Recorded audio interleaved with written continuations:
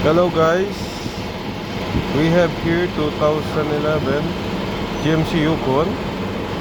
The issue is hesitation.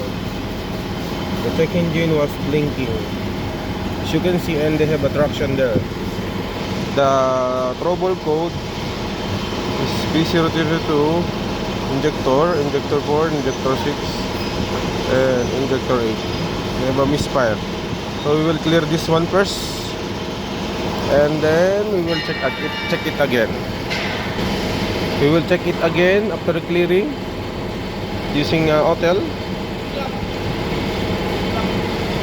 and they have a related code, remaining code 2468. We will solve this issue. Okay.